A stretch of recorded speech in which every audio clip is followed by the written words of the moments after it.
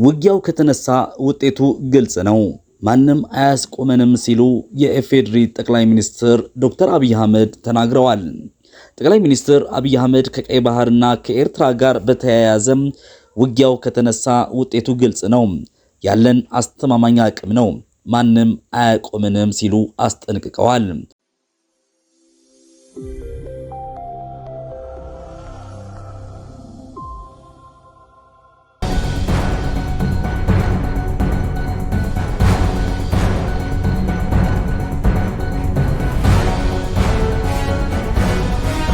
ሰላም ጤና ይስጥልኝ ክብራትና ክብራን የቲቲቪ ኢትዮጵያ ወዳጆች፣ በልዩ ዘገባ ወደ እናንተ መጥተናል። ቪዲዮዎቻችንን ላይክ እና ሼር፣ ሰብስክራይብ በማድረግ አጋርነታችሁን እንድታሳዩን በታላቅ ፍቅርና አክብሮት እንጋብዛለን። ተስፋዬ ገብረ ማርያም ነኝ። አሁን ወደ መረጃው እናልፋለን። ኢትዮጵያ በቀይ ባህር ላይ የባህር በር የማግኘቷ ጉዳይ አይቀሬ በመሆኑ ዓለም አቀፉ ማህበረሰብ እንዲያሸማግልና መፍትሄ እንዲያመጣ ጠይቀዋል። ጠቅላይ ሚኒስትር አብይ ማክሰኞ ጥቅምት 18 2018 ዓ.ም በህዝብ ተወካዮች ምክር ቤት የቀይ ባህር ጉዳይን በተመለከተ ሰፊ ጊዜ ሰጥተው በአጽንኦት ተናግረዋል። የምክር ቤቱ አባላት ጥያቄዎቻቸውን ለጠቅላይ ሚኒስትሩ ባቀረቡበት ጊዜ በቀይ ባህርና በሻዕቢያ ምክንያት ተፈጥሯል ያሏቸውን የጸጥታ ስጋቶች የተመለከቱ ጉዳዮችን አንስተዋል። አብይ ለነዚህ ጥያቄዎች ምላሽ በሰጡበት በማብራሪያቸው ክፍል የጀመሩት ሁሉም ሀገር የራሱ ብሔራዊ ጥቅምና ብሔራዊ ስጋት እንዳለው በመግለጽ ነው። እነዚህ ሁለት ጉዳዮች የሚበየኑት ሀገራት ባላቸው መረጃና ዕውቀት ልክ እንደሆኑ ያነሱት ጠቅላይ ሚኒስትሩ ሀገራት ይህንን መሰረት አድርገው ብሔራዊ ጥቅም ወይም ስጋት ያሉትን ጉዳይ ሊያሰፉ ወይም ሊያጠቡ እንደሚችሉ ጠቅሰዋል። ኢትዮጵያን ብሔራዊ ጥቅም በሚመለከት የተከበረው ምክር ቤት እንዲገነዘብ የሚያስፈልገው ርዕታዊ ኢፍትሃዊ የበደል የመጨረሻው በደል የተፈጸመበት ሀገር ነው ኢትዮጵያ። ቢያንስ ይህንን መናገር አትከልክሉን ብለዋል። ጦርነት የለም ማለት የተኩስ ድምፅ አይሰማም ማለት አይደለም በማለት የተናገሩት ጠቅላይ ሚኒስትሩ እውነተኛ ፍትህ ካልተረጋገጠ በማንኛውም ሰዓት ጦርነት ሊፈጠር ይችላል ሲሉ ተደምጠዋል። ኢፍትሃዊና ኢርዕታዊ ውሳኔ ባለበት ሁኔታ የተሟላ ሰላም ሊፈጠር እንደማይችልም ገልጸዋል። አብይ መንግስታቸው የቀይ ባህር ጉዳይ ህጋዊ፣ ታሪካዊ፣ መልክዓ ምድራዊና ኢኮኖሚያዊ ነው ብሎ እንደሚያምንም አስገንዝበዋል። ኢትዮጵያ ቀይ ባህርን ያጣችበት መንገድ ህጋዊነት ላይ ጥያቄ ያነሱት አብይ ውሳኔው በካቢኔ በምክር ቤት ወይም የኢትዮጵያ ህዝብ በህዝብ ውሳኔ ያልተላለፈ እንደሆነ ተናግረዋል። ቀይ ባህርን የሚያክል ነገር ያጣንበት መንገድ የህጋዊነት ችግር እንዳለበት ማሳያው ተቋሞች አልገቡበትም፣ ካቢኔው አያውቀውም፣ እንዴት እንዲጣነው የሚያስረዳው አንድ ገጽ ወረቀት ማግኘት አይቻለንም ሲሉ ለኢትዮጵያ የባህር በር የማግኘት ነገር የህልውና ጉዳይ በመሆኑ በቀላሉ እንደማይታይ ገልጸዋል። ጠቅላይ ሚኒስትር አብይ ወደ ስልጣን መጥተው ከኤርትራ ጋር እርቅ በተፈጸመበት ወቅት ይህንን ጉዳይ ሲያነሱ እንደነበር ለምክር ቤቱ አስታውሰዋል። በወቅቱ ከኤርትራ መንግስት ጋር በነበረ ስምምነት አማካኝነት ወደ አሰብ የሚሄደው መንገድ እንደተጠረገ፣ ነገር ግን ጉዳዩ በታሰበው ልክ አለመሳካቱንም አንስተዋል። መንገዱን ከጠገንን በኋላ ችግር አለብን፣ ወደቡ ተዳክሟል አሉን። አሁን አንዳንዶቹ ጸቡ በአንድ ሌሊት የመጣ የሚመስለው አለ። እንደዚህ አይደለም፣ ታሪኩን ስለማንናገረው ነው ሲሉ በወቅቱ የተፈጠረውን ጠቅሰዋል። ወደቡ ችግር አለበት ሲሉ የጋራ ወዳጅ የሆነ አገር ለምንና ጄኔሬተርና ክሬን በእርዳታ ወደ ኤርትራ እንዲመጣ አድርገን አሰብ ወደብ ሲደርስ የኤርትራ መንግስት አልፈልግም ብሎ መለሰ።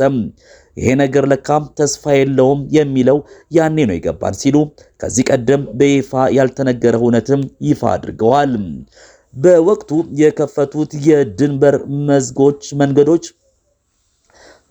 የከፈቱት የድንበር መንገዶች የተዘጉትም ወዲያው እንደነበር ጠቅሰዋል። በተጨማሪም በወቅቱ መንግስታቸው በራሱ ወጪ መስመር ቀጥሎ ለኤርትራ የኤሌክትሪክ ኃይል ለማቅረብ ላቀረበው ጥያቄ ቆይ እናስብበት የሚል ምላሽ መስጠቱን አክለዋል። የኤርትራ መንግስት ለኢትዮጵያ ጥያቄ ምላሽ ለመስጠት ብዙም ዝግጁ እንዳልነበረ ያነሱት አብይ ይህ የሆነበትን ምክንያት በግልጽ እንደማያውቁ አንስተዋል። እንደ ጠቅላይ ሚኒስትሩ ገለጻ የኢትዮጵያ መንግስት ከኤርትራ ጋር የጀመረው ሂደት ፈር ለቆ የወጣው የትግራዩን ጦርነት ባስቆመው የፕሪቶሪያ ስምምነት ምክንያት ነው። ፕሪቶሪያ ስንፈራረም ትክክል አይደለም፣ ጦርነቱ ለምን ይቆማል? ህወሓትም ትግራይም ጠቅልለው ካልጠፉ ቀጠናው ሰላም አያገኝም የሚል ቅሬታ ተነስቷል ሲሉ የኤርትራን መንግስትን ወንጅለዋል። ጠቅላይ ሚኒስትሩ መንግስታቸው የባህር በር ማግኘት ጥያቄ በህጋዊና በንግግር ሊፈታ ይችላል የሚል ሐሳብ እንዳለው ጠቅሰዋል። በፍጹም የውጊያ መሻት የለንም ሲሉ የተደመጡት አብይ ዓለም አቀፉ ማህበረሰብ ይህንን ጉዳይ በተመለከተ እንዲያሸማግል ጥሪ አቅርበዋል። ለአሜሪካ፣ ለቻይና፣ ለራሽያ፣ ለአውሮፓ፣ ለአፍሪካ አሁን በተከረው ምክር ቤት መግለጽ የምፈልገው ነገር የኢትዮጵያ የቀይ ባህር አክሰስ ጉዳይ አይቀሬ ስለሆነ ቅድሚያ የምንሰጠው ሰላምና ንግግር ስለሆነ እባካችሁን ሽምግሉን እና መፍትሄ ማምጡልን ብለዋል። ዓለም አቀፉ ማህበረሰብ እናሸማግላችኋለን፣ ሰላም ያስፈልጋል እያለ የማዘናገት አካሄድ የሚከተል ከሆነ ጉዳዩ ብዙ የሚሄድ እንደማይመስላቸው ተናግረዋል። በአንድ ቀንም አንመለስም፣ በአንድ ቀንም አላጣነውም፣ በፈጥሯዊ ሂደቱን ተከትሎ ይሄዳል ብለዋል አብይ።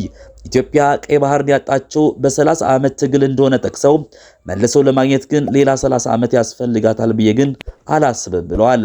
በተረጋጋ መንገድ፣ በሰከነ መንገድ በውይይት መሄድ በጣም አስፈላጊ ነው። የፈለገ ብንወያይ ግን ለማጣት የፈጀብን 30 ዓመት ለማግኘት ይፈጅብናል ብዬ አላስብም። ጊዜው ግን በቂ ስለሆነ በተረጋጋ መንገድ ማየት ያስፈልጋል ሲሉ ተደምጠዋል። ጠቅላይ ሚኒስትሩ በማብራሪያቸው ለኤርትራ መንግስት ያሉትን መልእክት ማስተላልፈዋል። ኤርትራ መንግስት በአገሪቱ ውስጥ ለሚገኙ ታጣቂ ቡድኖች ጥይት አስተላላፊ እንዳይሆን ጠይቀዋል። የኤርትራ መንግስት ወደ ኢትዮጵያ ህገወጥ የሰዎች ዝውውርን እንዲያቆምና አሜሪካ ተቀምጦ የሚሰራ የጥቁር ገበያ ምንዛሬ እንዲቀር ሲሉም ተናግረዋል። እነዚህ ጉዳዮች የሚቀሩ ከሆነ ኢትዮጵያ ከኤርትራ ጋር በሰላም አብሮ ለማደግ ፍላጎት እንዳላት አክለዋል። ከማንም ጋር የመዋጋት ፍላጎት የለንም ያሉት ጠቅላይ ሚኒስትሩ ውጊያው ከተነሳ ውጤቱ ግልጽ ነው፣ ከዚያ በኋላ እየያ አይሰራም፣ አሁኑኑ አለመጀመር ማለት ነው በማለት አስጠንቅቀዋል። ማንም አይሞትልህም፣ ሞራል ይሰጣል እንጂ አይሞትልህም፣ መጨረሻ የምትሞተው አንተ ነህ፣ አያዋጣም ብለዋል። ከማንም ጋር ግጭት ለማድረግ ፍላጎት የለንም፣ ከገባን ግን ግልጽ ነው ውጤቱ፣ አስተማማኝ አቅም ያልነው ያለን፣ ይሄ ግልጽ መሆን አለበት፣ ግልጽ ነው ውጤቱ፣ ወደዚያ እንዳንሄድ በኃላፊነት መስራት አስፈላጊ ይመስለኛል በማለት ተናግረዋል። አክለውም ሚሊዮን% እርግጠኛ ነኝ ኢትዮጵያ ተዘግታ አትኖርም፣ ማንም ፈለገም አልፈለገም ሲሉ ለምክር ቤቱ አባላት አቋማቸውን ገልጸዋል። ጠቅላይ ሚኒስትር አብይ በምክር ቤቱ በሰጡት ማብራሪያ ላይ ያነሱት ሌላኛው ጉዳይ ደግሞ አፋሳሹን ጦርነት ያስቆመው የፕሪቶሪያ ስምምነት ያለበትን ይዞታ ነው። ጠቅላይ ሚኒስትሩ ከዚህ ጋር የተያያዘ የሰጡት ማብራሪያ የስምምነቱ አንዱ ፈራሚ የሆነውን ህወሓትን የተመለከቱ ውንጀላዎችን የያዘ ነው። የፕሪቶሪያ ስምምነትን በተመለከተ መሳሪያ መደበቅ፣ ማሰልጠን፣ ማስመረቅ አልተስማማንም። ስምምነቱ የታጠቀው ያስረክባል ነው። መሳሪያ ደብቆ ማስቀመጥ፣ በኮንትሮባንድ ማስገባት በስምምነቱ ላይ የለም ሲሉ የትግራይ ክልል አመራሮች ላይ ያነጣጠረ ውንጀላ አሰምተዋል። ማንኛውም ከውጭ ሀገራት ጋር የሚደረግ ግንኙነት መካሄድ ያለበት በፌዴራል መንግስት በኩል መሆኑን ያነሱት አብይ እነሱ ከውጭ ሀገር መንግስት ጋር ምን እያደረጉ ነው ሲሉ ውንጀላ ዘል ጥያቄ ለምክር ቤቱ አቅርበዋል። በትግራይ ክልል ያሉ ተፈናቃዮች ራያ ላይ እንደመለስ ነው፣ ጸለምት ላይ እንደመለስ ነው፣ ወልቃይት ላይ መመለስ አለበት። ይህ የመንግስት ጽኑ አቋም ነው ሲሉም ተናግረዋል። በአማራና በትግራይ ክልሎች የይገባኛል ጥያቄ ያለባቸውን አካባቢዎች በተመለከተ ራሱ ህገ መንግስቱ ምላሽ አለው። በክልሎች መካከል ድንበር የለም፣ ወሰን ብቻ ነው ያለው። ህገ መንግስቱ ቀበሌ ግን አያሰምርም ያሉት አብይ የአከርካሪ አካባቢዎች ጉዳይ መወሰን ያለበት በህዝበ ውሳኔ መሆኑን አስመረውበታል። የወልቃይት ጥያቄ ልዩ አይደለም፣ ሁሉም ጋር ጥያቄ አለ ያሉት ጠቅላይ ሚኒስትሩ የወልቃይትም ይሁን በሌሎች አካባቢዎች ያለው የይገባኛል ጥያቄ በሰላማዊ መንገድ መመለስ እንዳለበት ተናግረዋል። ወልቃይት ከ20 እና 30 ዓመት ጎንደር ከነበረበት ወደ ትግራይ ተላኳል። ውጊያው ሲፈጠር ወደዚህ ተመልሷል ያሉት ጠቅላይ ሚኒስትሩ ጥያቄው በህዝበ ውሳኔ ካልተመለሰ አንደኛው ደግሞ በጉልበት ሲያገኝ ይወስደዋል ብለዋል።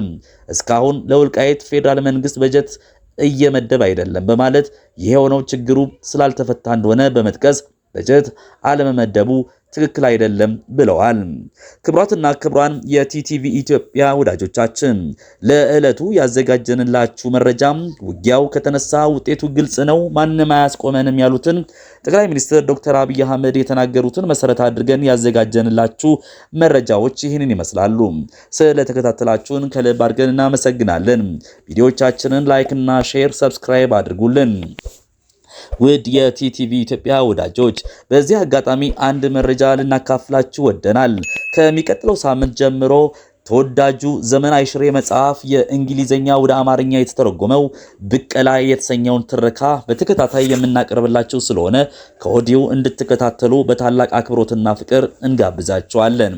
በያላችሁበት ሰላም፣ ጤና፣ ፍቅር ከእናንተ ጋር እንዲሆን የሁል ጊዜ ምኞታችን ነው። ሰላም ሁኑልኝ።